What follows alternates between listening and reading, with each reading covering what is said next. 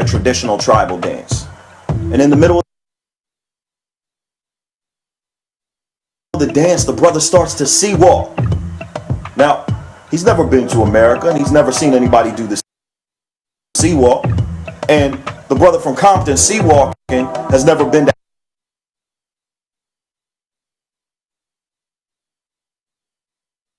Africa, and he's never seen this tribal dance.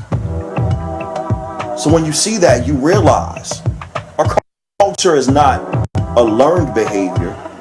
It's literally in our DNA.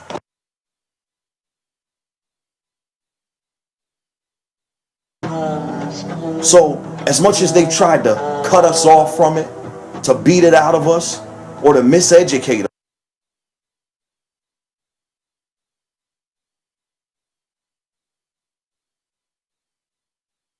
us, they couldn't take it away from us because it literally is us.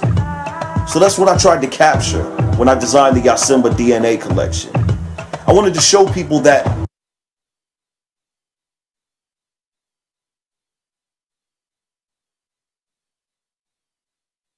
our modern urban style and our ancestral roots are really the same thing. I wanted to show people that the creativity and originality that we have in our urban style now is nothing but an extension of our ancestral roots because it is in us. I wanted to show people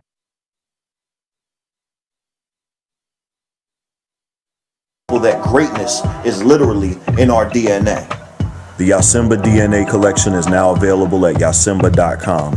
Yasimba, for those who remember what we've never forgotten.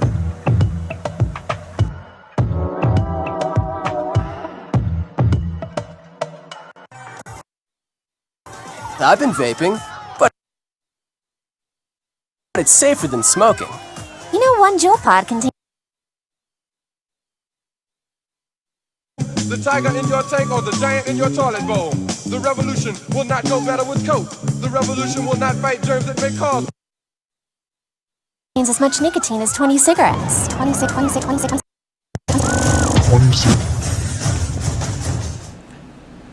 Yes, y'all, ladies and gentlemen. It's Friday. Congratulate yourselves on just making it through another week. It is a beautiful thing that you were just able to make it here today. So before we go any further, just give yourselves a round of applause. And just the fact that you made it through another week, especially if you made it through another week in the Trump administration, give yourselves a round of applause. We got a whole lot to go through this week. A whole lot of people that just were not happy with me throughout this week, and I can understand why. Ladies and gentlemen, you guys know that the call-in line has now been opened for Fan Mail Friday.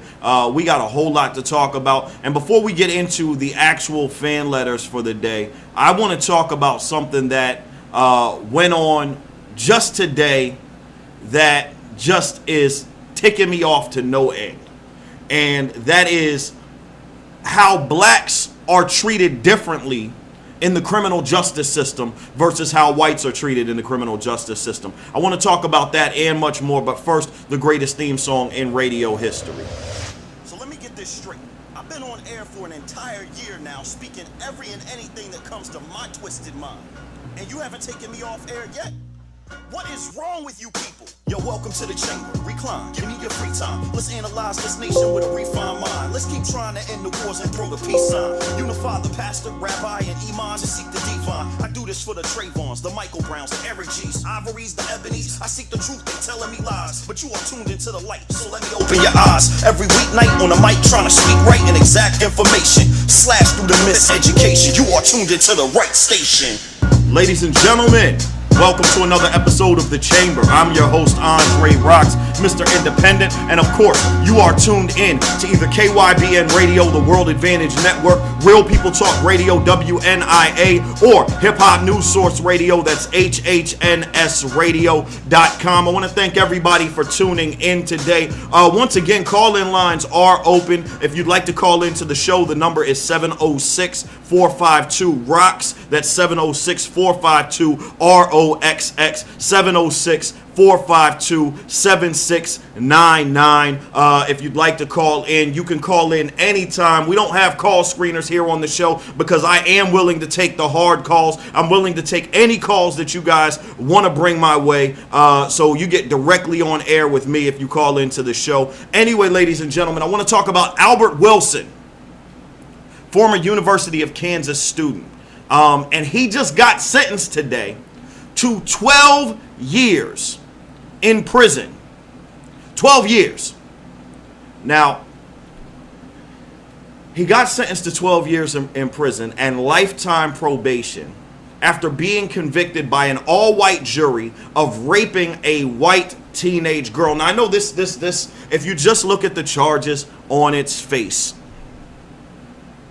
it sounds like, oh my God, he's a horrible guy and he is just the scum of the earth. Because if you think, oh, he raped a woman, yeah, you think he's the scum of the earth. But let me tell you what actually happened. In September of 2016, he was at a bar and he met a girl. Now, this girl was at the bar. She was drinking at the bar. She used her friend's ID. So she's using a fake ID at the bar to drink at the bar. And her young woman, she was carded. Now, both parties agreed. And they met at a popular college spot called the Jayhawk Cafe. And while they were dancing, Wilson didn't have sex with her. Didn't even engage in what we would call sexual activity, fellatio, anything like that. He kissed her. And allegedly he lifted up her skirt. Now, not only Wilson, but this young white woman both said that she did not know, that Wilson did not know her age at the time and was under the impression that she was over the age of 21. Now, she's 17. We're talking about only a 4-year difference. That's a little bit difficult to tell. And he invited the girl up to his place, which was walking distance. At this point, the young woman claimed that he raped her at his place, according to her. He testified that the girl did not seem intoxicated. She admitted to engaging in sexual acts. And she also admitted that they never had full sexual intercourse. But that didn't matter. According to the prosecutor, this is still statutory rape. Now, here's the thing. You guys know I have been an advocate for women's rights. I have been an advocate for, defending rape victims to the fullest. But this statutory rape thing needs to have some limitations. Yeah, I completely agree that grown men should not be dealing with children. I agree with that wholeheartedly. But I want to start with the idea that this man was misled on several occasions to believe that this young lady was above the age of 21. And most states, there's only 2 states in this country right now that have a knowledge of age defense. In other words, ladies and gentlemen, if you in the United States of America, other than in Montana and Pennsylvania, approach a woman at a bar and she shows you a fake ID. She's drinking at a bar.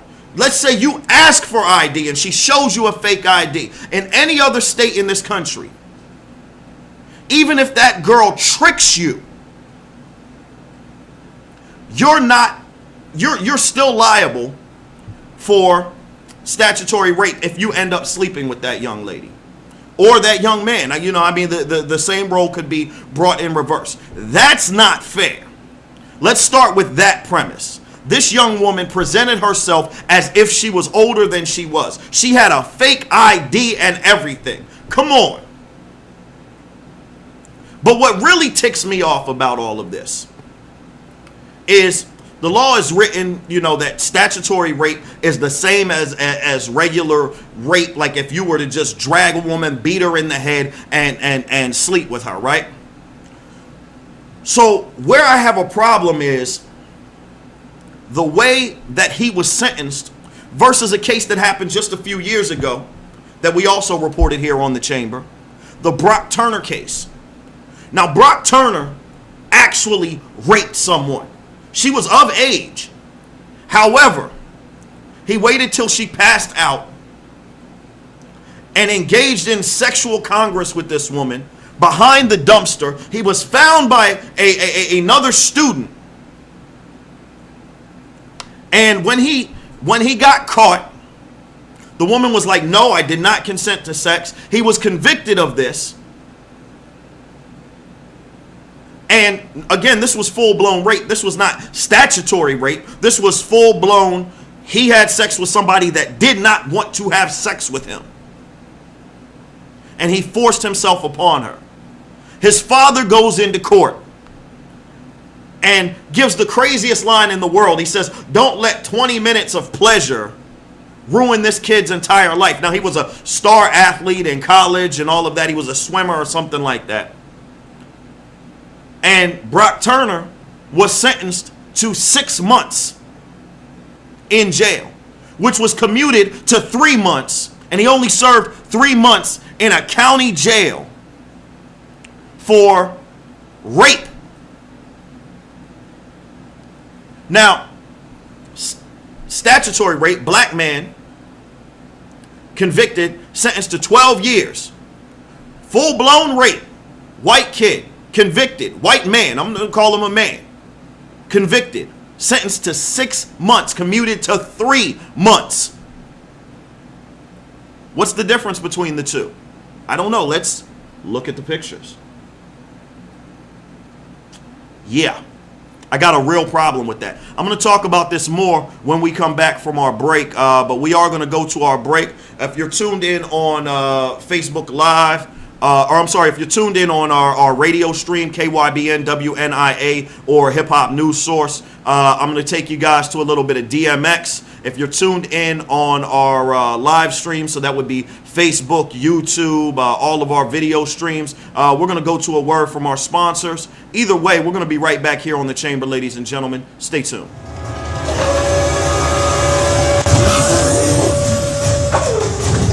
There's an endless road to rediscover. Hey, brother, know the water's sweet, but blood is thicker.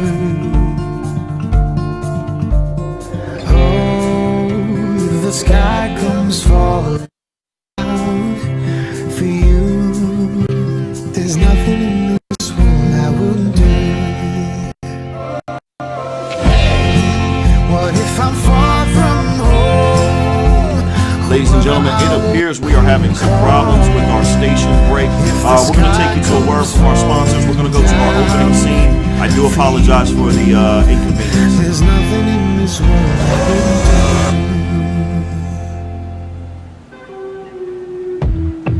So you go to Africa and you see a guy doing a traditional tribal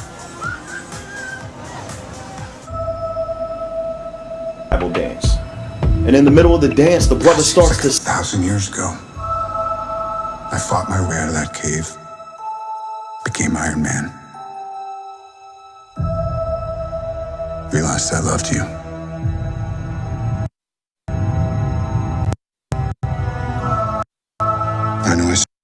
surprises, but I was really hoping to pull off one last one. The world has changed. None of us can go back.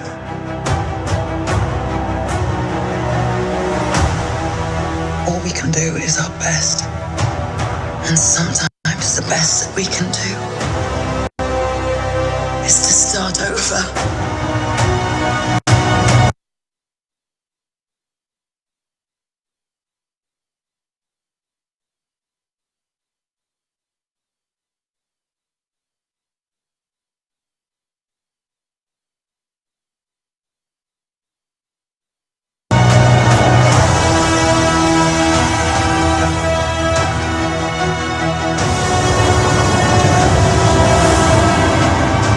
I saw all these people die.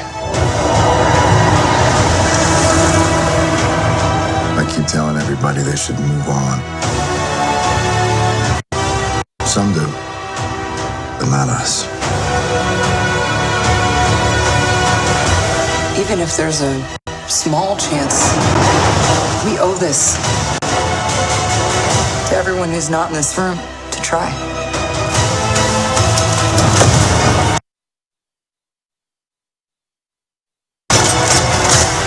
We will.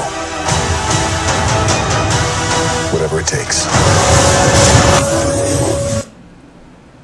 Yes, yes, y'all, that is DMX. X gonna give it to you. Ladies and gentlemen, welcome back to the chamber. I'm your host, Andre Roxx, Mr. Independent. And of course, you are tuned in to either KYBN Radio, the World Advantage Network, Real People Talk Radio, WNIA, or Hip Hop News Source Radio, that's HHNSradio.com. I want to thank everybody for tuning in. As we're talking about the side-by-side comparison of a black man convicted of rape for basically kissing a white woman. This was an all-white jury.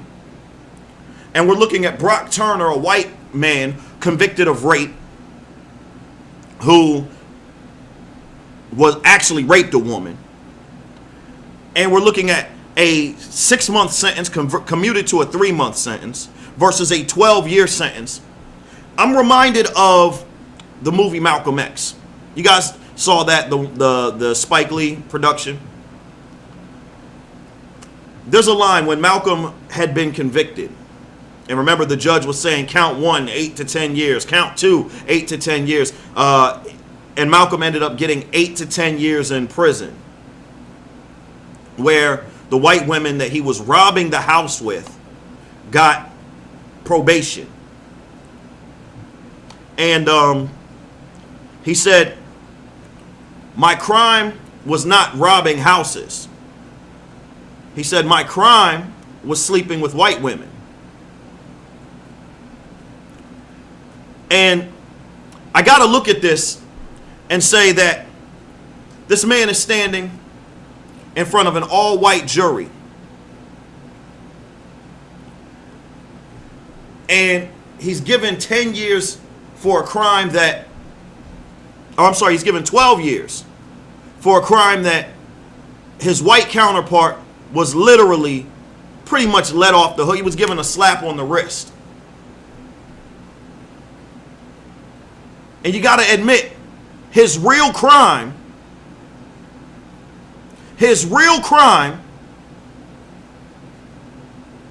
was that he kissed a white girl. Would this be so bad? Would he have gotten that same sentence had this been a black woman? Would he have gotten any sentence if he was a white man and this was a black woman? Absolutely not. You guys get mad at me when I talk about the criminal justice system. I get the letters every day when I talk about how the criminal justice system unfairly disenfranchises African Americans. But we got to look at it. Look at this situation. People always say to me, well, blacks commit more crimes, and that's why blacks make up 87% of the prison population, even though they only make up 15% of the population. And I say, no. Blacks get more time for the same crimes. In this case, I don't believe the man committed a crime at all. The man was tricked into believing that this young lady was older than she was. How in God's green earth is that statutory rape? It's not even like he could have checked her ID. Check her ID, she's carrying a fake ID. So practically speaking, what was that man supposed to do to ensure that he was not with a woman who was underage? I mean, it's ridiculous to me that the man was convicted in the first place. But it's even more ridiculous to me. Let's say that you are of the belief that, okay, no matter what, he still should be convicted. Fine.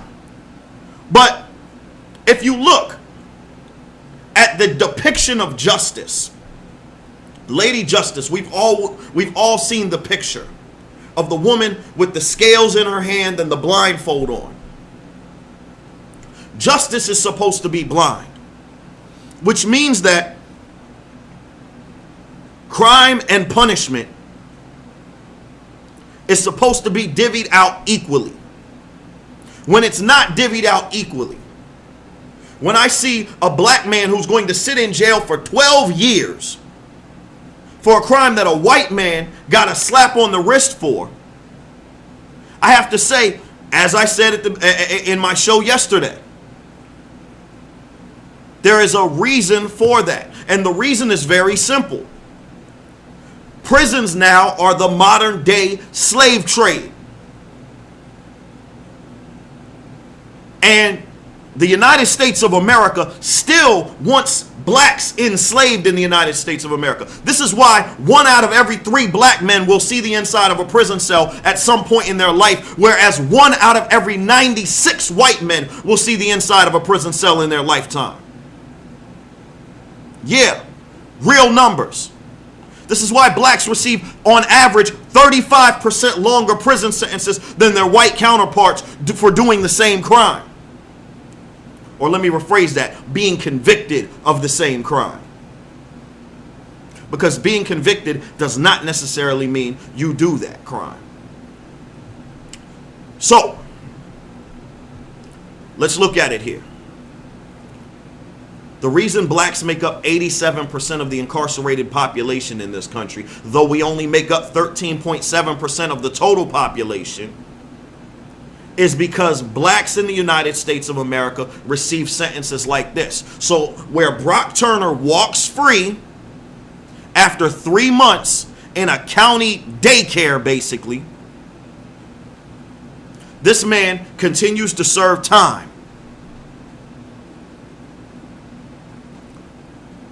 You want to know why I say slavery still exists in America?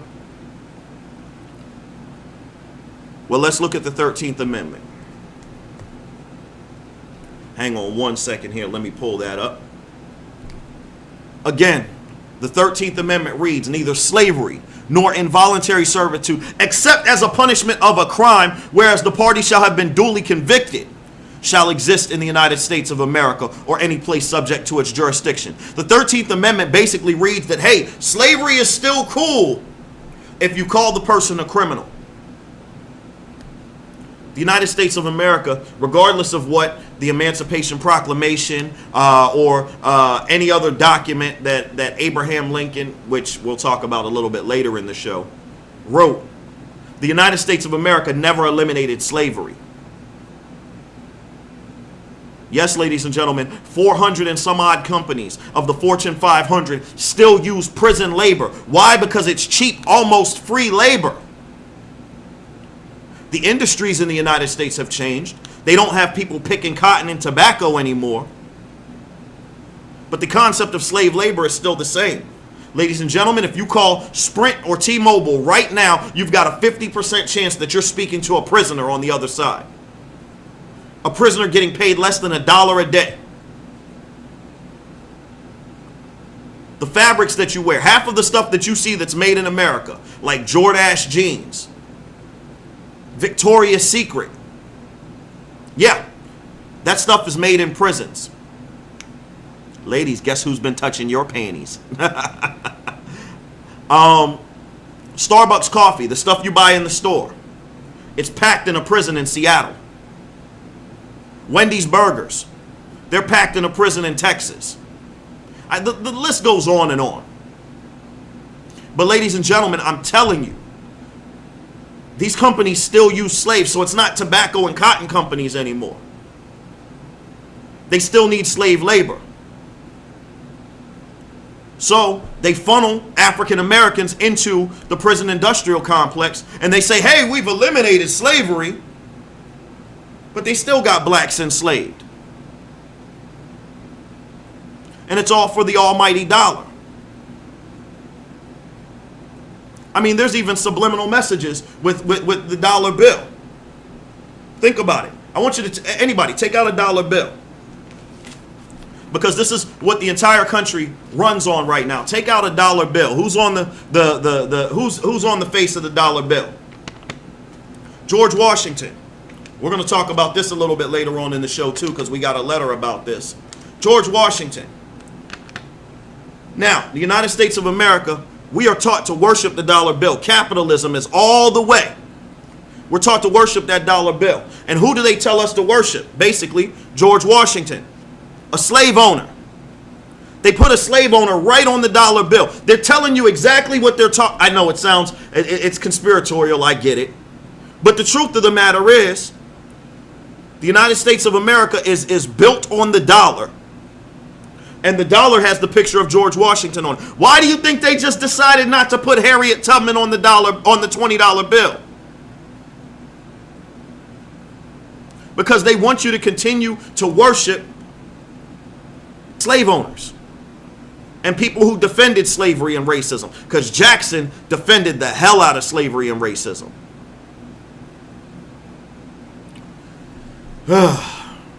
Anyway, ladies and gentlemen, it is Fan Mail Friday here on the show.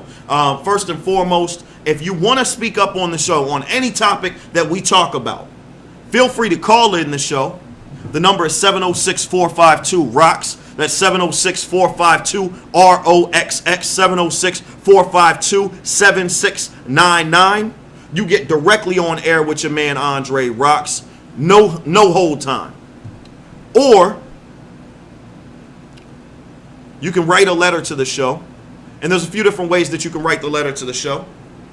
You can go to, you can send an email to therealandreroxx@gmail.com. That's TheRealandreRoxx@gmail.com.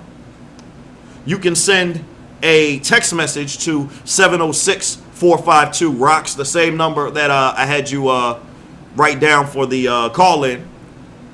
Or, not while we're on air, but any other time of the week, you can leave a voicemail on that number. We do transcribe those voicemails for Fan Mail Friday. So there's a few different ways. Or if you're tuned in on one of our live streams, you can obviously leave a comment on the live stream. We do kind of pick through those for Fan Mail Friday as well. So with that being said, Fan Mail Friday is real simple. 4 days out of the week, Monday through Thursday, you guys hear me jawing on about a million things. On Fridays, we want to hear what you all have to say about what I'm saying. Do you agree with me? Do you disagree with me? And why? So let's get to our first letter for the day.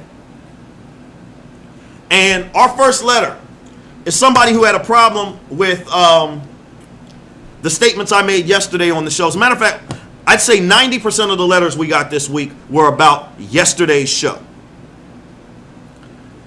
And I talked about the history of the word nigger. Now, let me give you a background on this. Alalito, used the word in a city council meeting when addressing an African American who was upset because she felt she had been discriminated against at her job, and she used the word to basically reference it. In other words, she said, hey, if somebody calls you a nigger at your job, that's discrimination.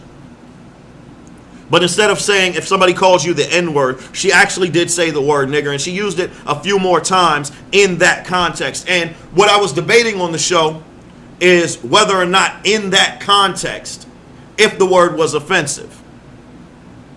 And then we went into the history of the word and why the word is offensive.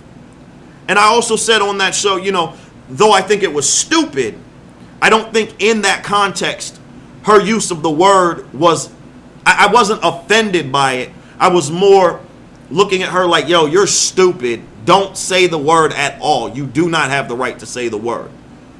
And then we got into, you know, the debate over whether black people can say the word or whether white people can't and all of that.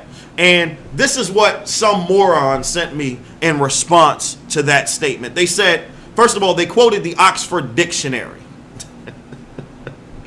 Oh, my goodness. They said, Oxford Dictionary, nigger, noun, a dark-skinned person of sub-Saharan African origin or descent.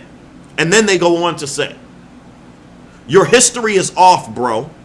The term is not offensive. And since you claim you're not American and you are from Africa, you shouldn't be offended when I call you nigger.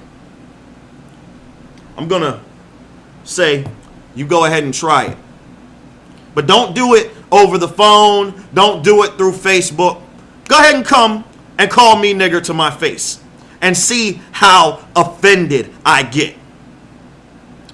And while you're at it, make sure that your health insurance is paid up, because you will be hurt. Think I'm playing? I'm going to respond to this in more detail when we come back from our break.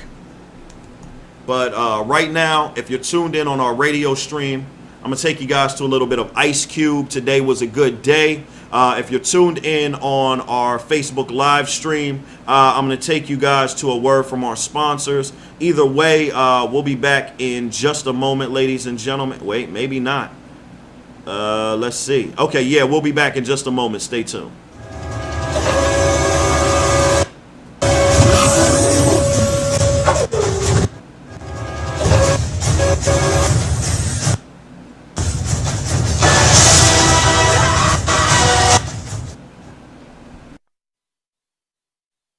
Whatever it takes. Whatever it takes.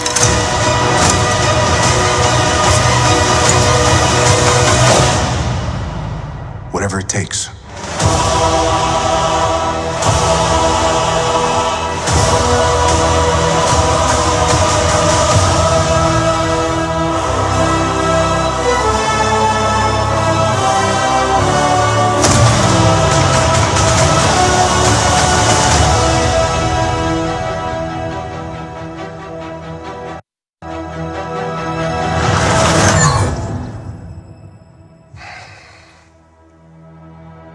I like this one.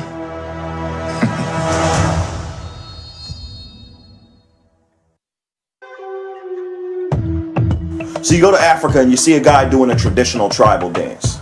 And in the middle of the dance, the brother starts to sea walk. Now, he's never been to America and he's never seen anybody do the sea walk. And the brother from Compton sea walking has never been to Africa and he's never seen this tribal dance. So when you see that, you realize our culture is not a learned behavior. It's literally in our DNA. So as much as they tried to cut us off from it, to beat it out of us, or to miseducate us, they couldn't take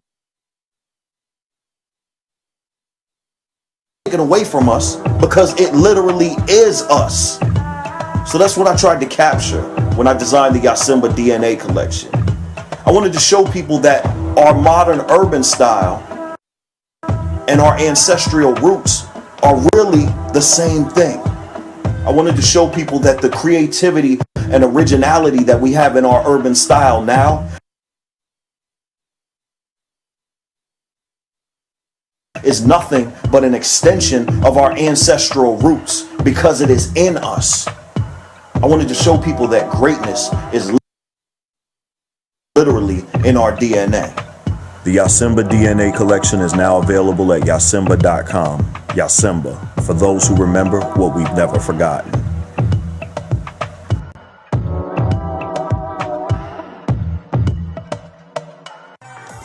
I've been vaping, but it's safer than smoking. You know, one Juul pod contains as much nicotine as 20 cigarettes. 20 cigarettes.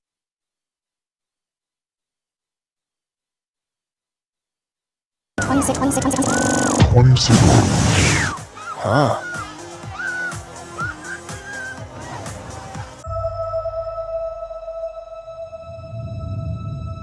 God, seems like 1,000 years ago.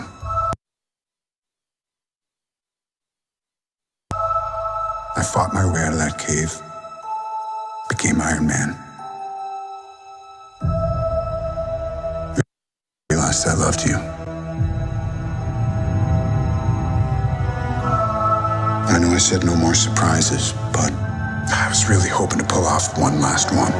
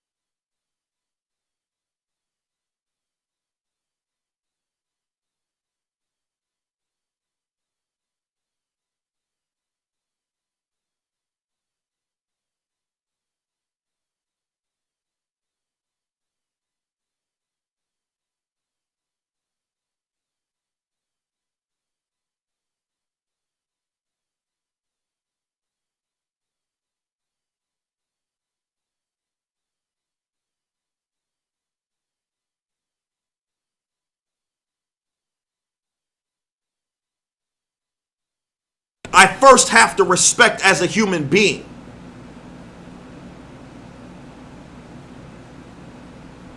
I'm wondering how long that microphone was off because I saw it blinking just a minute ago. We had a little problem with the mic. So let me just say this again because I know that a lot of people did not hear me. The word nigger was used prior, again, the Oxford Dictionary changed the definition of the word. Again, I apologize for the mic being off, ladies and gentlemen. That is my fault. I forgot to hit the unmute button. The Oxford Dictionary changed the definition of the word nigger in 1976. They changed the definition of the word nigger in 1931. They changed the definition of the word nigger in 1917.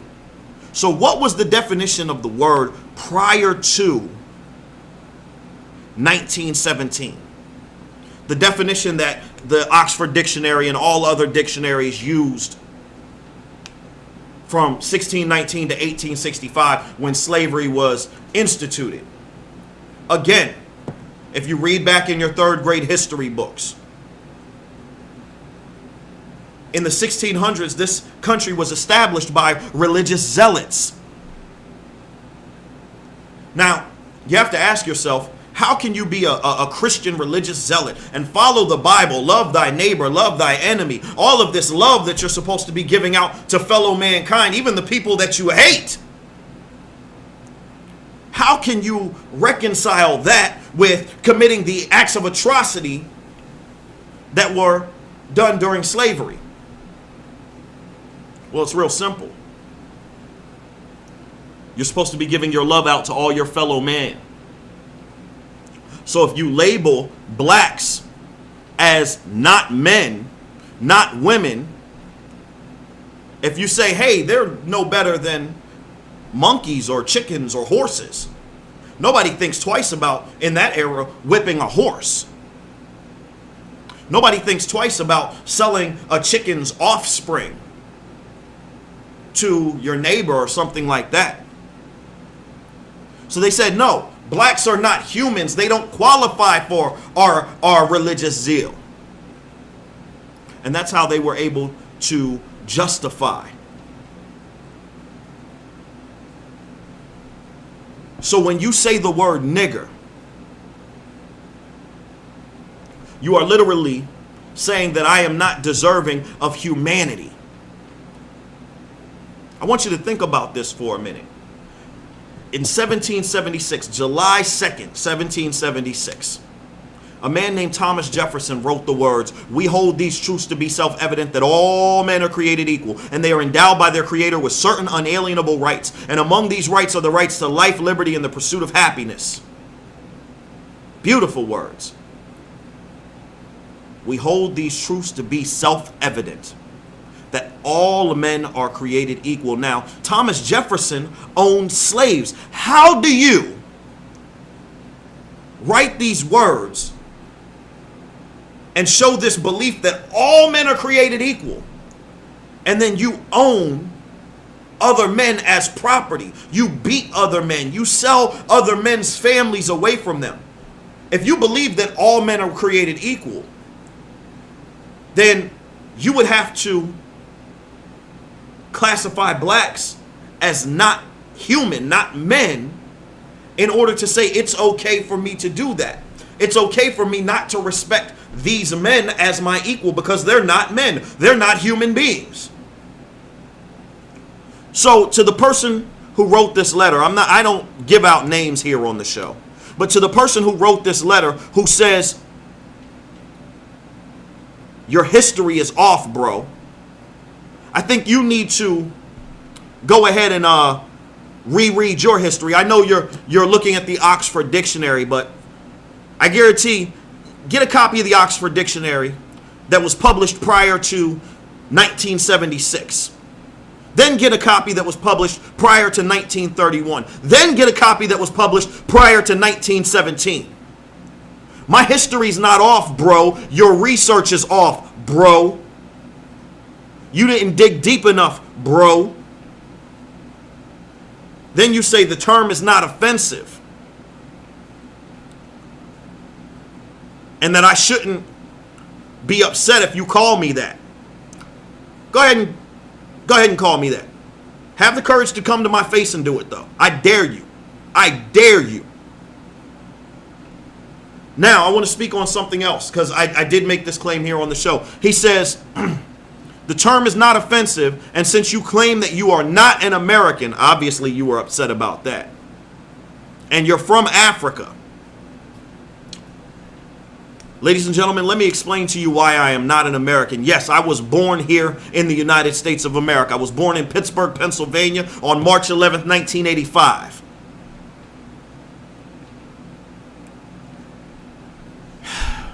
I'm not an American simply because I was born here.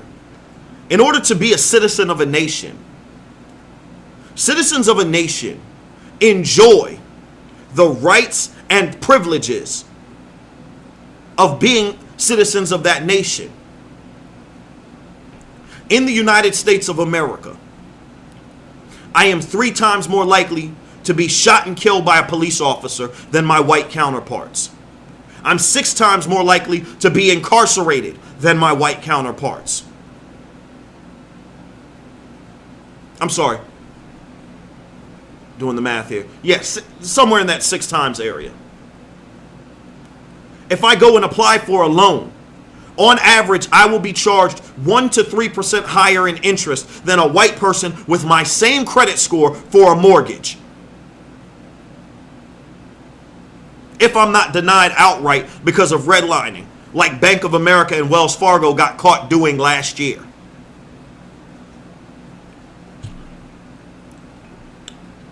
If I go and apply for jobs, if I'm on the job hunt, I'll be out of work on average 11 weeks longer than a white man filling out the same job applications with the same qualifications that I have. The list goes on and on.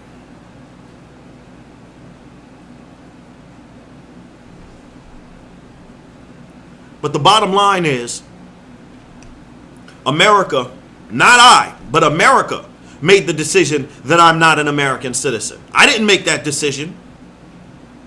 America does not grant me the rights and privileges of being an American. So I'm not saying that I'm not an American. America said that I'm not an American. I simply looked at the facts and said, hey, I recognize that I'm not an American. Now, if America wants to start treating me like an American, cool. I'm with that. But it doesn't right now. So no, I'm not an American. I don't make the claim. I didn't make the rules that I'm not an American. I simply recognize what America does. And I'm not stupid enough to step outside and wave a flag for a country that won't protect me, that won't guarantee me my rights as a citizen. No, I don't represent the United States of America. I don't get all choked up when the magic flag song gets played at the beginning of a sports game. That's why I take a knee. I'm not an American.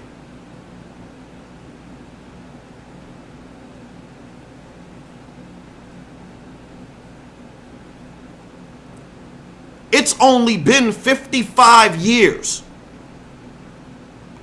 since America even decided to recognize me as a full human being. 55 years. The Civil Rights Act of 1964 was literally 21 years old when I was born. The Civil Rights Act of 1964 literally could not drink when I was born. It was 20 years old, almost 21 years old when I was born. And has not been enforced ever.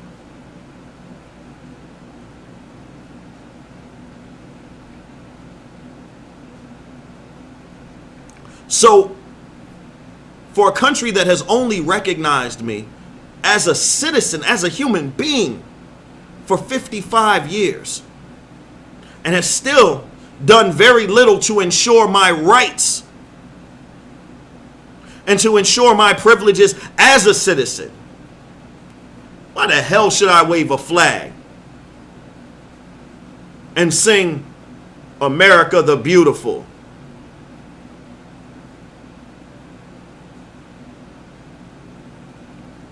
The national anthem was written in 1812. It was written during the War of 1812 by Francis Scott Keyes. How are you going to write a song about the freedom that we're fighting for at a time when I wasn't free? How can I look at that song and say, "Oh my God, it's so powerful"? No, that song wasn't written for me.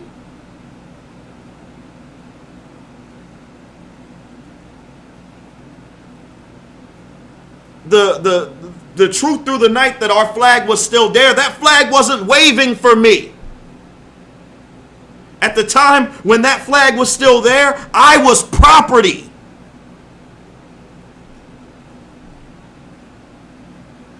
So I'm sorry if that song, if me singing that song and waving the flag and feeling patriotic, I'm sorry. I don't feel patriotic. I'm not an American. America, treat me like an American, and maybe I'll start claiming you. But right now, I am in an abusive relationship with America.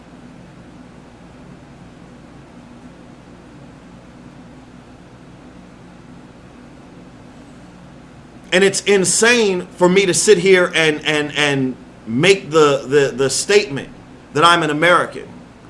Look, I got a letter this week where somebody is telling me that it's okay to call me a nigger.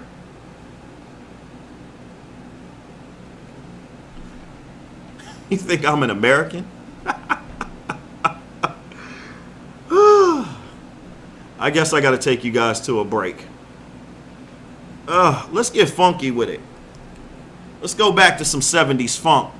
Get a little bit of George Clinton. It's our long break, ladies and gentlemen, so we're going to do a 2-song break. But we're going to start off with a little bit of George Clinton, Atomic Dog. I have no idea what's going to be our second song. When I know, you'll know. We'll be right back here on The Chamber, ladies and gentlemen. Stay tuned.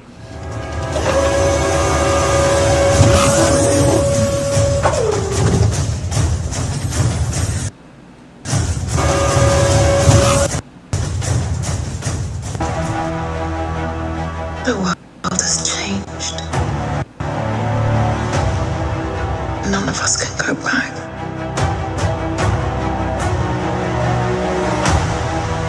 All we can do is our best.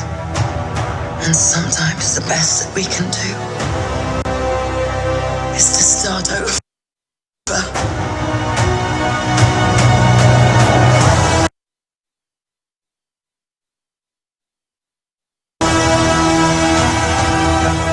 Seawall. Now, I saw all these people die. I keep telling everybody they should move on. Some do, but not us.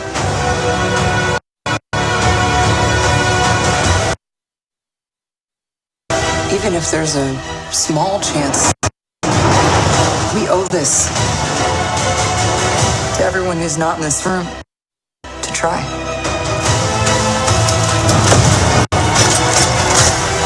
We will.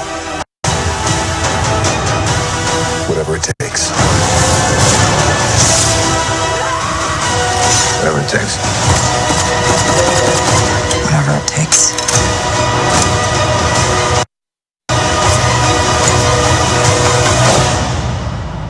Whatever it takes.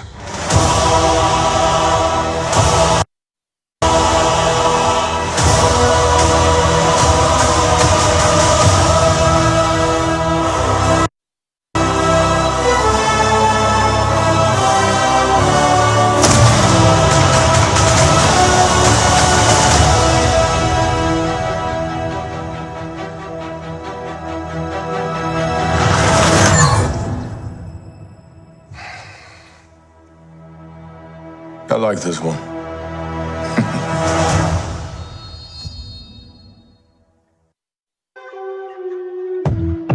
So you go to Africa and you see a guy doing a traditional tribal dance. And in the middle of the dance, the brother starts to sea walk. Now, he's never been to America and he's never seen anybody do the sea walk. And the brother from Compton sea walking has never been to Africa and he's never seen this tribal dance. So when you see that, you realize our culture is not a learned behavior. It's literally in our DNA. So as much as they've tried to cut us off from it, to beat it out of us, or to miseducate us, they couldn't take it away from us because it literally is us. So that's what I tried to capture when I designed the Yasimba DNA collection. I wanted to show people that our modern urban style and our ancestral roots are really the same thing. I wanted to show people that the creativity and originality that we have in our urban style now is nothing but an extension of our ancestral roots because it is in us. I wanted to show people that greatness is literally in our DNA. The Yasimba DNA collection is now available at yasimba.com. Yasimba, for those who remember what we've never forgotten.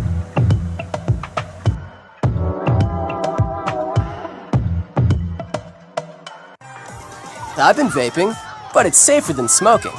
You know, one Juul pod contains as much nicotine as 20 cigarettes. 26. Huh.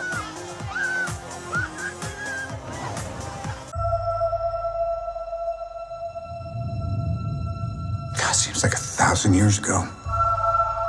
I fought my way out of that cave, became Iron Man. Realized I loved you. I know I said no more surprises, but I was really hoping to pull off one last one. The world has changed. None of us can go back.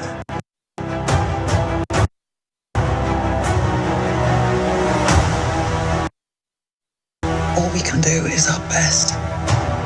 And sometimes the best that we can do is to start over.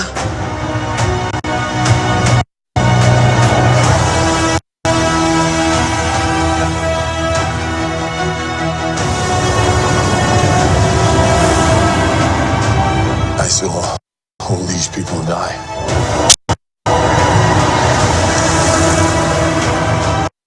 I keep telling everybody they should move on.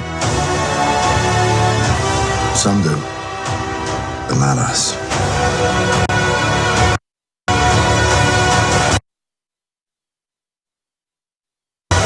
Even if there's a small chance, we owe this to everyone who's not in this room to try.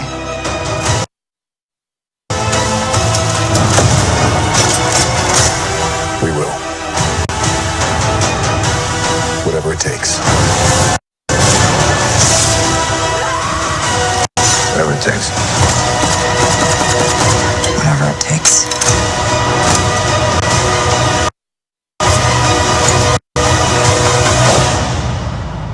Whatever it takes.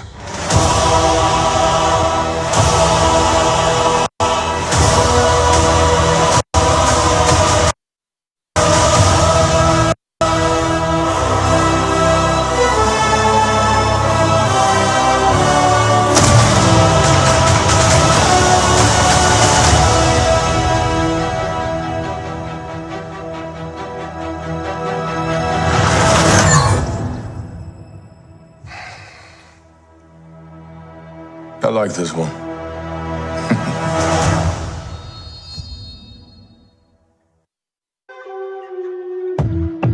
So you go to Africa and you see a guy doing a traditional tribal dance. And in the middle of the dance, the brother starts to sea walk. Now, he's never been to America and he's never seen anybody do the sea walk. And the brother from Compton sea walking has never been to Africa and he's never seen this tribal dance. So when you see that, you realize our culture is not a learned behavior. It's literally in our DNA. So as much as they tried to cut us off from it, to beat it out of us, or to miseducate us, they couldn't take it away from us because it literally is us. So that's what I tried to capture when I designed the Yasimba DNA collection. I wanted to show people that our modern urban style and our ancestral roots are really the same thing. I wanted to show people that the creativity and originality that we have in our urban style now is nothing but an extension of our ancestral roots because it is in us. I wanted to show people that greatness is literally in our DNA. The Yasimba DNA collection is now available at yasimba.com. Yasimba, for those who remember what we've never forgotten.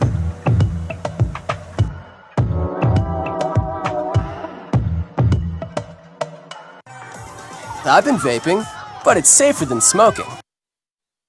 You know, one Juul pod contains as much nicotine as 20 cigarettes. 26.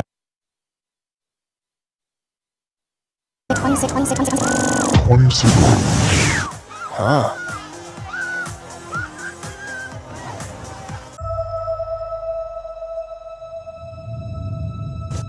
God, seems like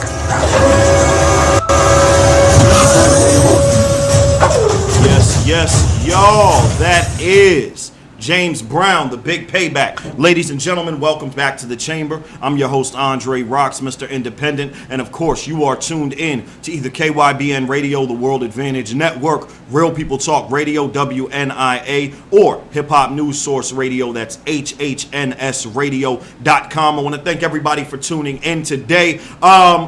It is Fan Mail Friday here on the Chamber, so if you would like to write us a letter, remember, anytime you hear the show, you can write us a letter. You can write into the Real Andre Roxx at gmail.com. That is TheRealAndreRoxx at gmail.com. You can also send a text message to 706-452-ROXX. That's 706-452-ROXX. Or 706-452-7699. You can also leave a voicemail on that number. However, if you would like to call into the show, I know you guys are not used to the call-ins. We just opened the call-in line back up this week. We haven't been getting too many calls because you guys aren't used to it.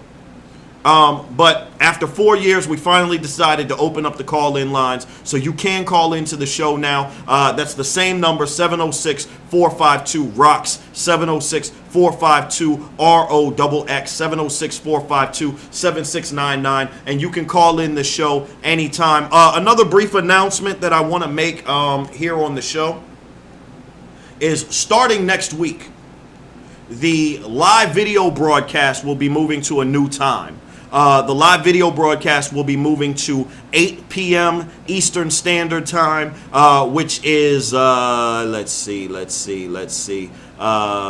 figure it out, guys. It's 8 p.m. Eastern Standard Time, so it'll be different as you cross the country. But we will be doing the live broadcast, and then the show will be rebroadcast on air at our regular time at 2 a.m. for all of our radio listeners. So, yeah, we're just changing things up just a little bit. And I'll tell you why, because for those of you who tune in on my live broadcast, you can see that I use Monster Energy drink to keep me up all night long because I'm here at 2 a.m. and I just can't do it anymore, guys. I can't do it.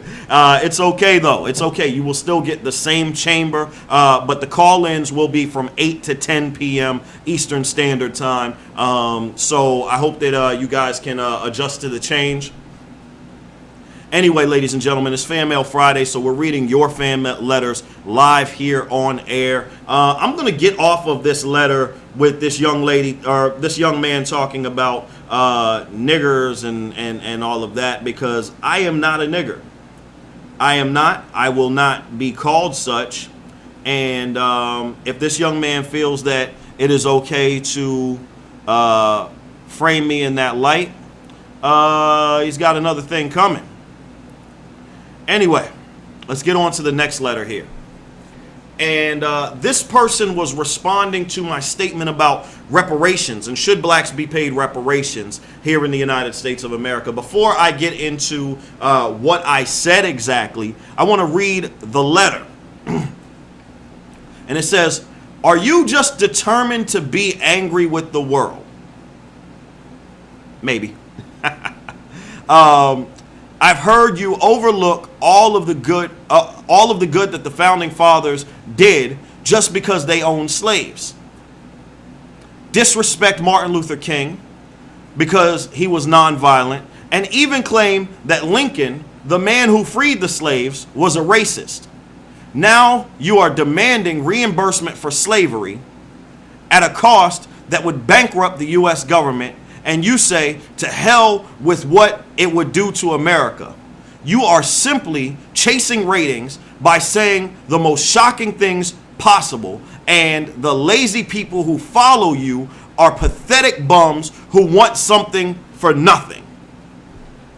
Now, first of all, I want to put a brief caveat to this because I want to be fair.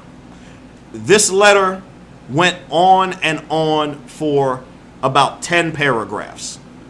I took the first paragraph off of this letter because I think it captured the entire essence of the letter. And, you know, there's just no way I'm going to sit here and read a 10-paragraph letter on air. By the way, ladies and gentlemen, if you write into the show, keep it brief. Let me know what your thoughts are and keep it moving. You don't have to write me a book. I'm not going to read the whole thing anyway. But let's look at what this person said. No, you know, before we look at what this person said, let me back up and tell you what I said. I said that reparations are certainly owed to African Americans, and that the amount that is owed is enough to bankrupt the country, and we should not take that into consideration when calculating the amount that's owed. Or at least we should begin that as a starting point for negotiations, is a recognition that the amount that is owed would bankrupt this country. But it is owed. Let me explain.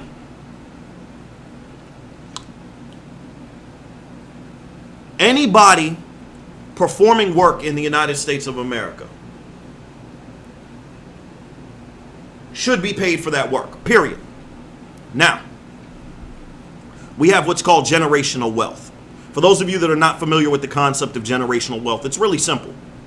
So, if you do work and you get paid for that work, you have an opportunity to save that money. Yes, some people will squander it, but some people will save that money. And some people will use that money wisely.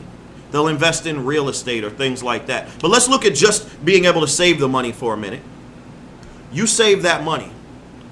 And when you either pass away or, you know, decide to leave some sort of inheritance to your children, that money goes with them, and they are able to use that money to invest in their futures and put themselves in better financial situations, and so on and so on and so on. We can talk about direct transfer of money. There's, ladies and gentlemen, if you hear something, there's a frog that just hopped into my studio. I don't know. I just watched it hop across the studio. So if you hear something or if you see me jump up, that's because the frog just jumped on me. This is Florida, guys. Anyway. I lost my train of thought. Generational wealth. So passing money down from generation to generation. That money was not given to my ancestors. And had I been white and performed the same amount of work, or had my ancestors been white and performed the same amount of work, that money would have been given to them. That's just direct generational wealth. Indirect generational wealth. Let's say my ancestors had purchased a house or property or real estate or something like that. I'm sorry, I hear this frog, ladies and gentlemen, and I'm getting a little afraid. Let's say they purchased a house or real estate or property or something like that, right? They purchased this property and they used that property to send my great-grandmother to college or my great-grandfather to college. Obviously, an education puts you in a different financial situation later on in life. And that different financial situation put my grandmother or grandfather into it. And you guys see how that goes. right? That's direct or an indirect generational wealth. Either way, that money is passed down either directly or indirectly to put families in better situations. The United States government has laws on the books, hundreds of laws on the books relating to inheritance for that reason, because they recognize the importance of inheritance being passed down from generation to generation. Now, my ancestors were denied that inheritance. Now let's look at the simple law here. In the United States of America, let's say my father had a dispute with his employer over an amount of money that should have been paid to him for work that he performed that was not paid. If my father decided to sue his employer and he passed away during that lawsuit, or even before the lawsuit was filed, as his next of kin, I would have the legal right to sue for that money lost because it is my inheritance. So, my great-great-grandfather, I'm only 4 generations removed from slavery. My great-great-grandfather was a slave. As his next surviving kin, by United States law, I have the right to demand his payment for unpaid labor. Now, if you calculate out the amount of money that's owed to all of the African Americans in America, all of the Africans in America, again, I don't consider myself to be an American, but all of the blacks in America right now, for their ancestor slavery, you'll find out very quickly that number reaches into the trillions. Now, as to the statement about bankrupting the country, because that seemed to be his main sticking point, is that this payment would bankrupt the country. Now, if you are sued by another person, let's say you owe money for whatever, doesn't matter what it is, but you're sued, and that judgment is rendered against you, your current finances are not taken into consideration. They say you owe X number of dollars because you did X, Y, and Z. And to make that person whole, you must pay X number of dollars. And if that amount would bankrupt you, guess what? You still owe the money. That lawsuit is still in effect. That judgment is still in effect. So the United States of America enslaved 42 million people whose descendants, whose next of kin are still living today. And if the consequences of that enslavement would bankrupt America, it doesn't matter. It's still owed money. See, again, this person is asking me to hearken back to some sort of patriotism. Like, oh my God, I don't want to bankrupt America because it's my country. It's not. I'm not an American. I am an African who happens to be in America. So I don't have any loyalty to this country. I want what this country owes me. Just like if I had to sue you, I don't have any loyalty to you. I just want what you owe me. And no, ladies and gentlemen, I don't give a damn if it bankrupts America. Empires fall due to debt in a lot of cases. The Roman Empire, the Egyptian Empire, they fell because of debt. Did that mean that they shouldn't pay their debt? Of course not.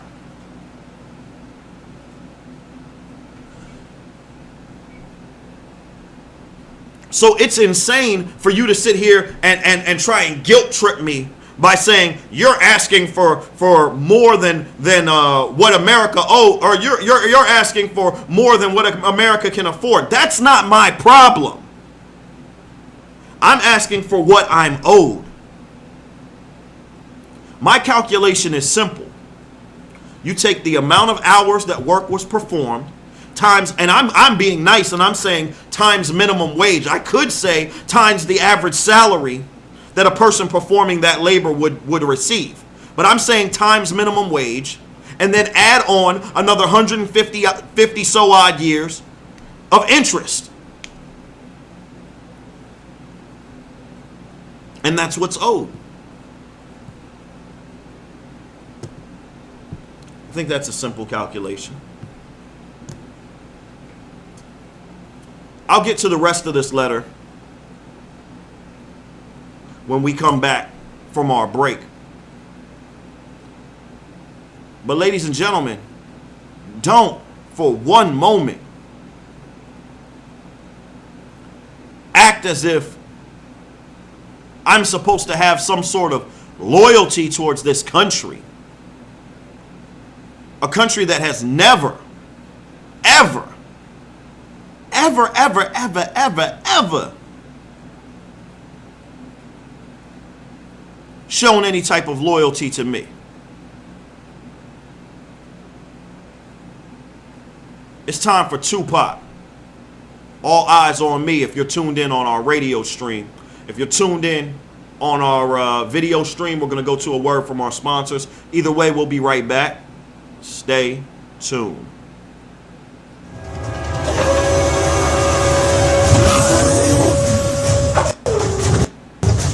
He's never been to America, and he's never seen anybody do the sea walk. And the brother from Compton, sea walking, has never been to Africa, and he's never seen this tribal dance. So when you see that, you realize I fought my way out of that cave, became Iron Man. Realized I loved you.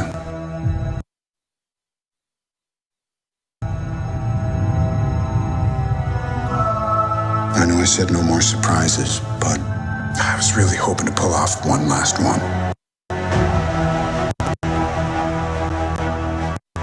The world has changed. None of us can go back.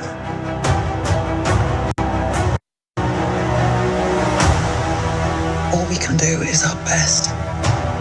And sometimes the best that we can do is to start over.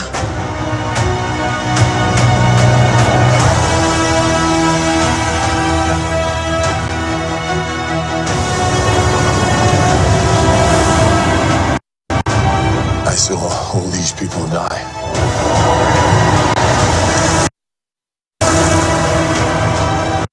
I keep telling everybody they should move on. Some do, but not us. Even if there's a small chance, we owe this to everyone who's not in this room to try. We will. Whatever it takes. Whatever it takes. Whatever it takes.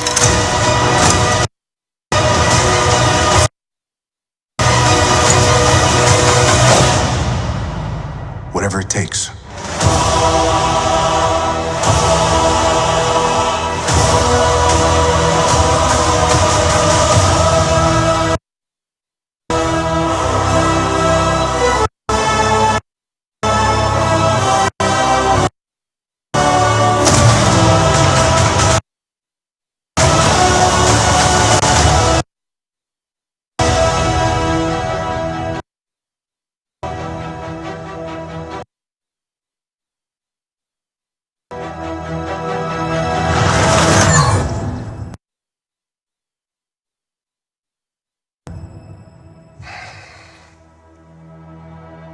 I like this one.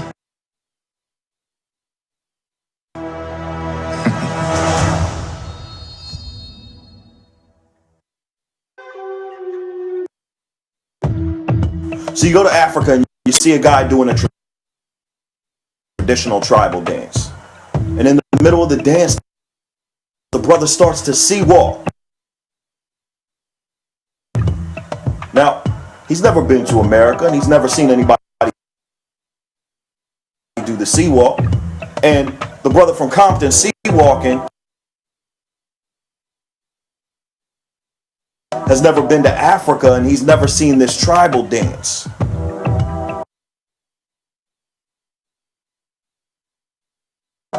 So when you see that, you realize our culture is not a learned behavior. It's literally in our DNA.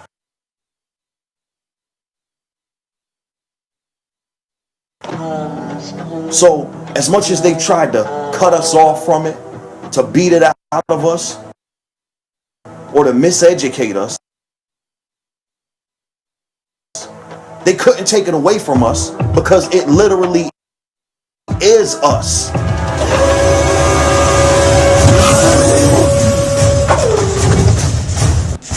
Yes, y'all, that's Tupac. All eyes on me. Ladies and gentlemen, welcome back to the chamber. I'm your host, Roxx, Mr. Independent. And of course, you are tuned in to either KYBN Radio, the World Advantage Network, Real People Talk Radio, WNIA, or Hip Hop News Source Radio, that's HHNSradio.com. I want to thank everybody for tuning in today. It is Fan Mail Friday here on the show. For those of you that are just tuning in, this is the time where we read your letters live to the show. You can email us anytime at 706-452, or I'm sorry, at therealAndreRoxx@gmail.com. You can send us a text message to 706-452-ROXX, or you can call in right now, 706-452-ROXX. That's 706-452-7699. Thank you guys for just tuning in.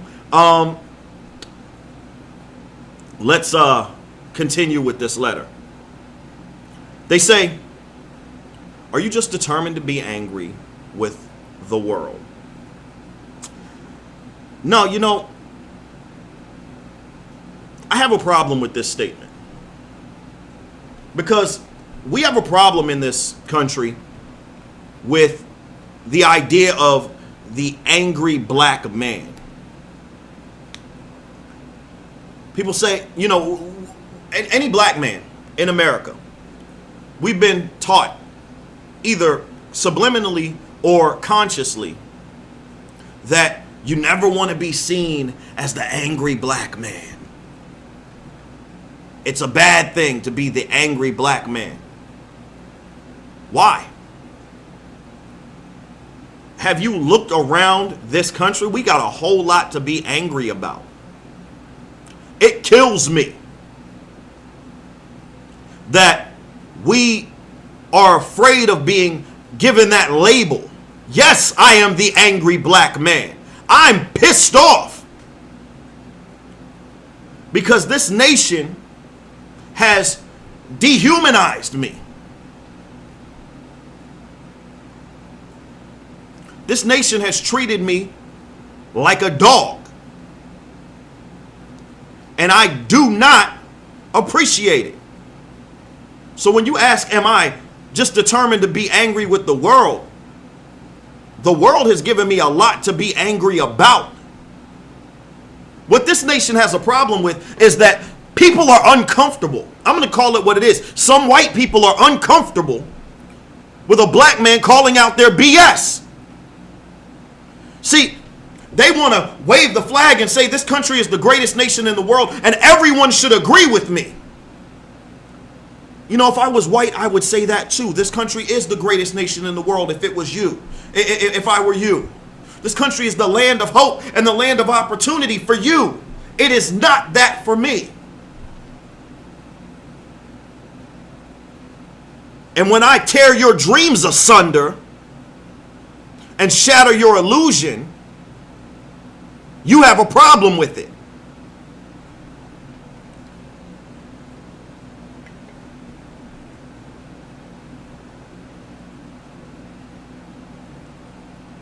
I don't sit here and say the world, this country is the greatest nation in the world because it's been so good to you. Yes, I am the angry black man. I'm not determined to be angry with the world. I enjoy being happy. But what I won't do is sit here and pretend to be happy about a situation that leaves me in a very bad position. And more importantly, leaves my offspring in a very bad situation. Now I want to get into some of the things that he tries to call me out on in this letter. He says, I've heard you overlook all of the good of the founding father, or I'm sorry, all of the good that the founding fathers did just because they owned slaves. Disrespect Martin Luther King because he was nonviolent. Well, first of all, I want to say this. I want to thank this person for continuing to be a listener of the chamber, because the things that he's talking about happened over the span of probably 10 episodes. So this person listens in on a regular basis. So thank you very much. You clearly don't like what I have to say, but somehow you keep turning the dial towards me. Is it, are you watching on my Facebook live stream? Is it that you just can't get enough of this beautiful face? I don't blame you. I don't blame you. All right, I'm going to stop joking. Let's look at this for real. He says, I've heard you overlook all of the good that the founding fathers did just because they owned slaves. How do I put this? Owning slaves was not a small thing. It's not a small sin to be overlooked. Let me give you an example. Adolf Hitler did a lot of good things for Germany. He pulled Germany out of probably the biggest recession in its history and brought Germany into a point of economic prosperity. He really did. He lowered the crime rate in Germany tremendously. But we don't look at him as anything but a monster. Why? Because he essentially did the same thing that the founding fathers did. He enslaved and murdered a group of people based on their heritage. And that, in Adolf Hitler's situation, far outweighs anything that he did that was good. Why don't we hold the founding fathers of this nation to the same standard? Because, again, that would tear your worldview asunder. This has nothing to do with right or wrong. You want to hold people to a certain, put people on a certain pedestal because they were the founding fathers of your nation and not another nation. So they can commit a crime that someone else committed, and you don't have a problem with that. There was no difference between plantations and concentration camps. Yeah, actually there was. Concentration camps only killed 6 million people. The plantations killed, as far as we know, and there were not good records kept, but of the records that were kept, 42 million people. Concentration camps were put out of business in 11 years. Slavery went on for 246 years.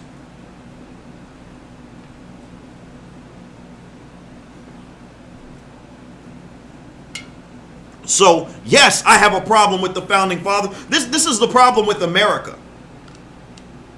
And this is the message that we send to our children. Because, remember, these things are taught starting in 3rd or 4th grade. We teach about Alexander Hamilton, and well, Hamilton was not a slave owner. But we talk about George Washington and Thomas Jefferson. And we talk about them as if they are almost deities, like they're almost like these untouchable godlike figures, right?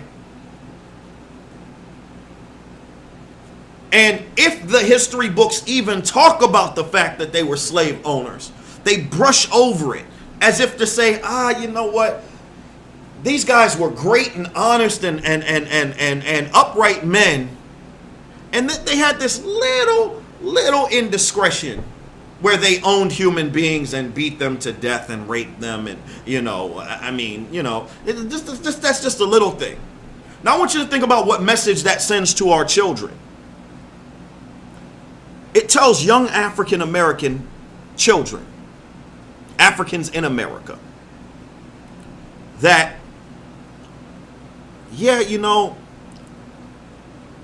mistreatment of you, it's not really that big of a deal.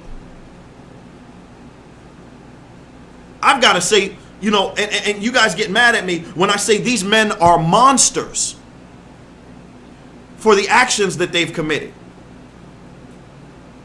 They are monsters. To own a human being and to treat that human being as if they are not a human being. To kill and to maim and to rape and to whip for your own personal profit is monstrous. And there are no actions that they have taken or could possibly take to outweigh the monstrosities that they committed. Unless you want to let Adolf Hitler off the hook, you can't let them off the hook either.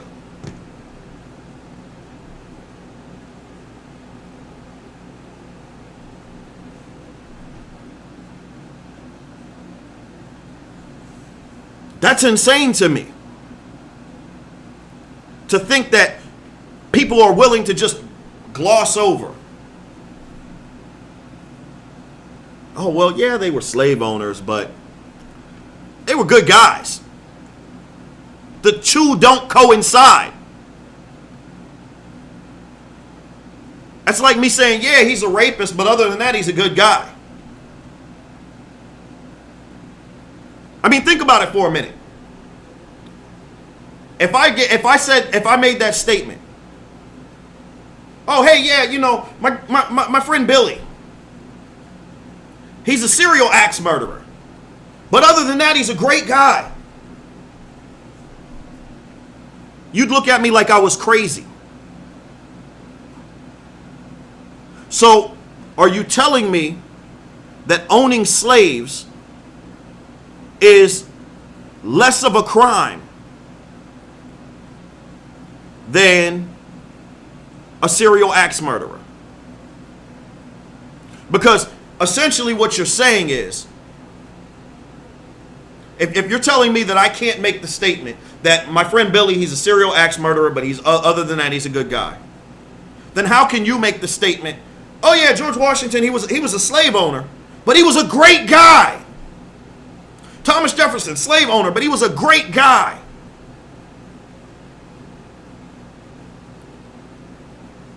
The two don't coincide.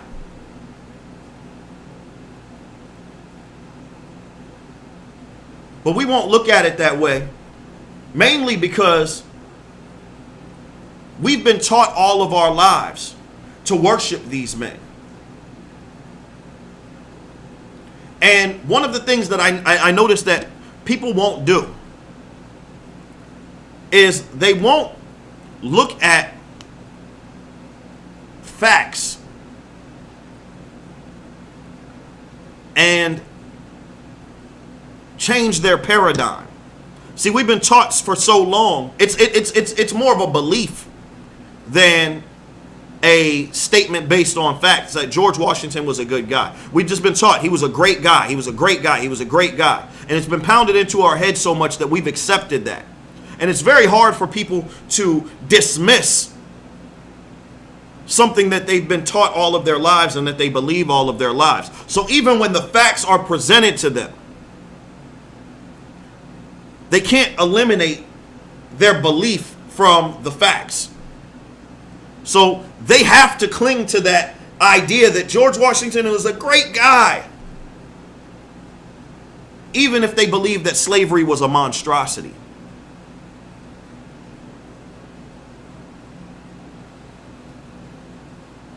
You speak about my statements. You say I disrespected Martin Luther King.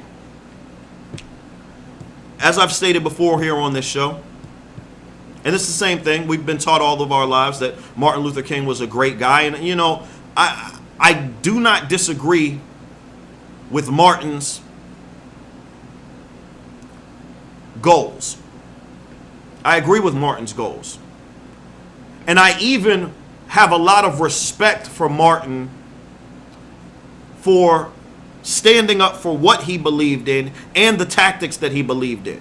I simply said that I think that the concept of turning the other cheek and trying to practice nonviolence towards a violent oppressor is foolish.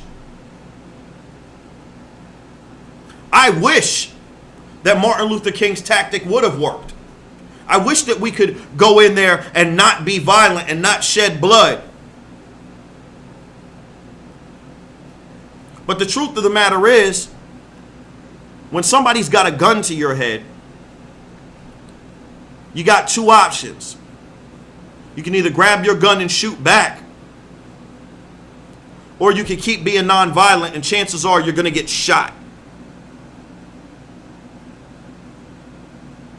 I simply said that I believe that Martin Luther King's philosophy of stand there and get shot and turn the other cheek was dumb. It was. I never disrespected him as a person. I disagreed with his philosophy.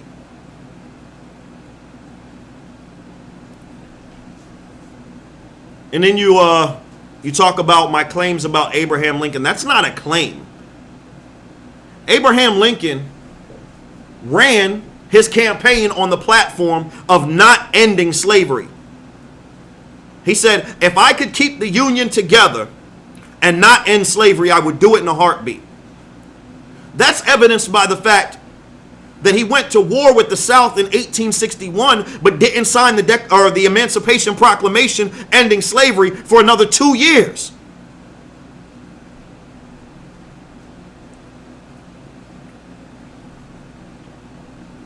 Abraham Lincoln didn't want any new states admitted into the Union to be slave states. He was going to leave the slave states that existed the way they were. Or can't you read a history book? So I have a problem with anybody who feels it's okay to enslave Africans. Yes. I grew up just like you, thinking Abraham Lincoln was, the greatest guy since sliced white bread. But then I actually picked up a couple of books. And I realized, nah, he wasn't that great either. Even in the Civil War, he was so racist that black soldiers were paid $3 a month less. Now, I want to be clear on this. $3 a month back then was like a third of the pay. Black soldiers were paid $10 a month. White soldiers were paid $13 a month. By order of President Abraham Lincoln. He didn't believe in equality. Certainly didn't believe in equal pay.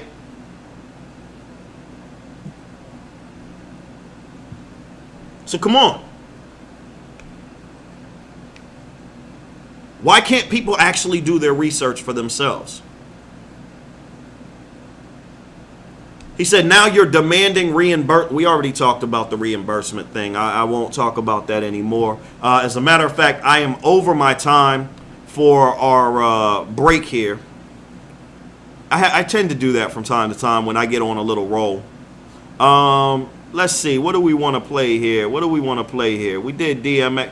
Let's go to the baddest band in the land. Let's go to a little bit of Earth, Wind, and Fire if you're tuned in on our radio stream. If you're tuned in on our video stream, we're going to go to a word from our sponsors. We'll be right back here on The Chamber. Stay tuned.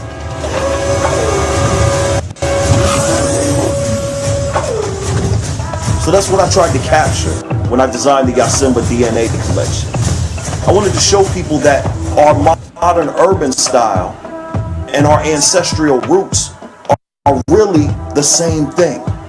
I wanted to show people that the creativity and originality that we have in our urban style now is nothing but an extension of our ancestral roots because it is in us. I wanted to show people that greatness is literally in our DNA.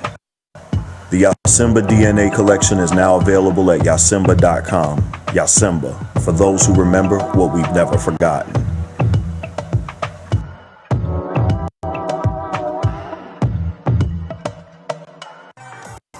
I've been vaping, but it's safer than smoking. You know, one Juul pod contains as much nicotine as 20 cigarettes. 26. Huh.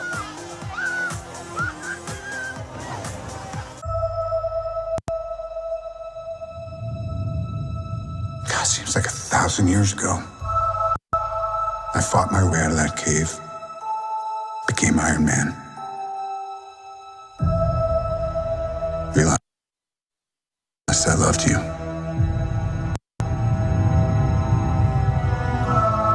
I know I said no more surprises, but I was really hoping to pull off one last one. The world has changed. None of us can go back.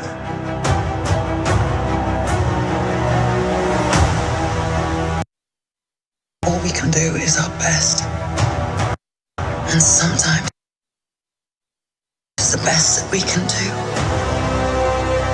is to start over.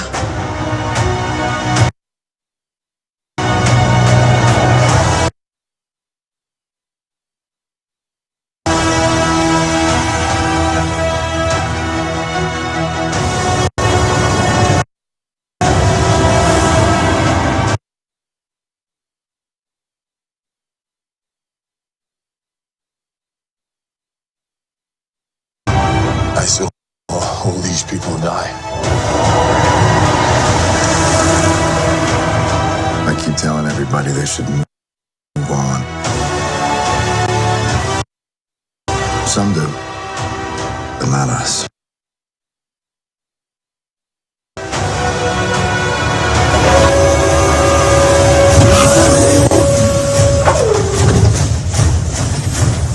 Yes, yes, y'all, that's the baddest band in the land. That is the Earth, the Wind, the Fire. Ladies and gentlemen, welcome back to the Chamber. I'm your host, Andre Roxx, Mr. Independent. And of course, you are tuned in to either KYBN Radio, the World Advantage Network, Real People Talk Radio, WNIA, or Hip Hop News Source Radio. That's HHNSradio.com. I want to thank everybody for tuning in today. Let's see if we can get through this letter here. He says, you are simply chasing ratings. I don't have to chase ratings, man. I speak my mind and people listen. That's why this show's been on the air for 4 years. That's why we've gone from a station in Philadelphia with 12,000 listeners to an internationally syndicated radio show with millions of listeners worldwide. I appreciate it, but I don't have to chase ratings. He said, and this is what I'm more offended by. He said, and the lazy people who follow you are pathetic bums who want something for nothing. Let me tell you something. I know my demographics better than you do. My average listener is between the ages of 35 and 65. Has an average household income of 6 figures or more. They're not looking for something for nothing. They're looking for what is owed. Period. That's all. So when we're talking about reparations, which I'm assuming you didn't use that word because you can't spell it. When we're talking about reparations, we're simply talking about what is owed to the Africans here in America. Period. If you don't like that,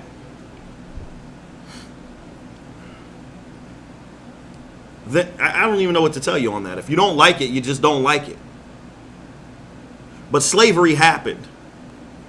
And it denied many Africans in America their right to their inheritance, period. We don't have to go any deeper than that. We don't have to go into the psychological damage that was done to blacks. We don't have to go into the continued racism here in the United States of America. We can simply talk about the legal aspects of blacks in America who were denied their inheritance. I do want to touch on something that, as I said, this letter went on for about 10, 11 paragraphs, something like that. And I do want to talk about a statement that he made that's not on this letter. And he said that, you know, if we're talking about inheritance, most of us would have squandered that inheritance. Here's the thing. We weren't given the chance. So you can't say who would have squandered that inheritance and who wouldn't have.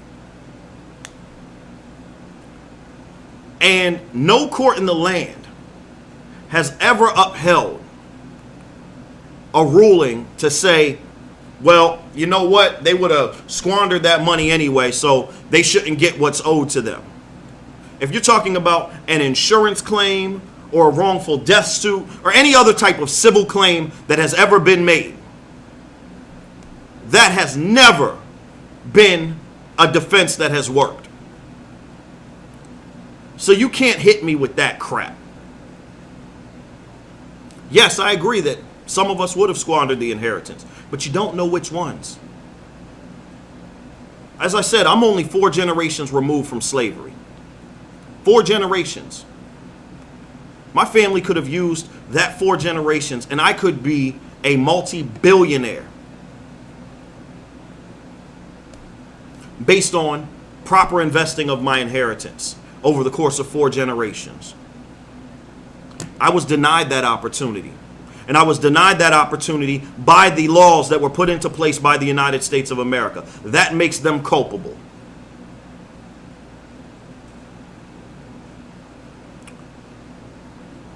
Ladies and gentlemen, it's time for final thoughts.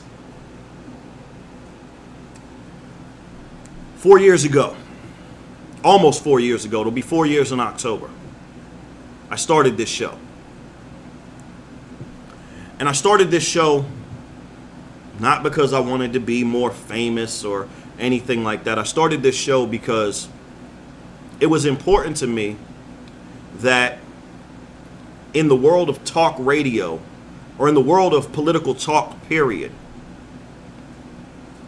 people that were underserved had a voice. And over the years, I've caught a lot of heat. I've been called a fearmonger or a hate monger. And I don't mind that.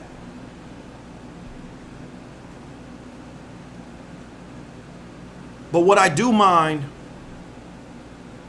is something that I've learned in the almost 4 years since I've started this show. And that is that in America's 410-year span, from the time Jamestown was constructed to 2019, we've never moved to a place where Americans are ready for true equality. And it makes me ask myself, can America really get to that point?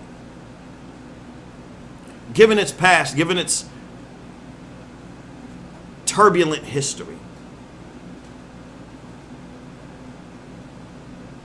I told you guys on a previous show that my philosophies waver back and forth between that of Malcolm X and that of Marcus Garvey. On some days I say Let's fight. And I don't believe in peacefully fighting. I don't believe in peacefully fighting a violent oppressor. And on some days, I say to myself, you know, is it really worth it? Or should I just get out of here? And the only thing that keeps me here is that I have to continue to fight for you all. For those that don't have an opportunity to leave. I'm in a fortunate position where I could get up and go overseas. You know, I've done many overseas trips and you know, I've been very fortunate in my life financially, and I've been very fortunate in my life to have connections. But I look at those that I grew up with. I look at those that I see every day, and I say to myself, you know, I gotta keep fighting for those that can't do what I can do. And it makes me sad, because as I get these letters, this hate mail, I realize that there are so many people in America. There is, I'm not going to say the majority, but I will say there's enough people in America that openly will not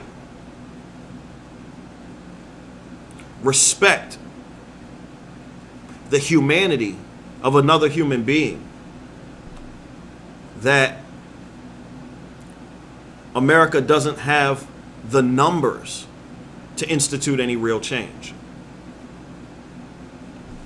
Tomorrow, there's going to be a rally of Klan members and neo-Nazis in Dayton, Ohio.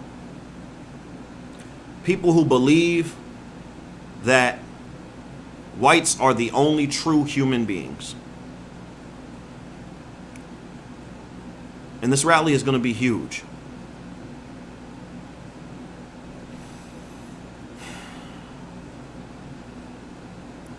It saddens me that in 2019 we're still there.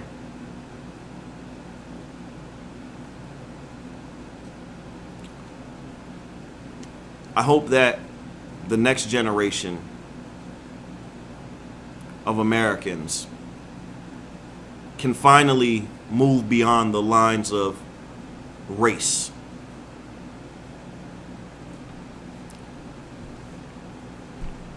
That's my show, ladies and gentlemen. I want to thank everybody out there for inviting me into your home, onto your AM and FM dials, onto your laptops, your cell phones, your tablet computers, however you're listening to me today. I want to thank you for inviting me into your eardrums. It is always an honor and a privilege to have my voice heard, to have my opinion taken into consideration. Even if you disagree with everything I just said, I still appreciate you taking the time to hear me out. That's an honor and a privilege that I do not take for granted, so thank you very much for that. As always, y'all, remember, we don't have to like each other, but God said we should love each other. I'm your host, Andre Roxx, Mr. Independent. Till next time, y'all, peace and blessings. I am out.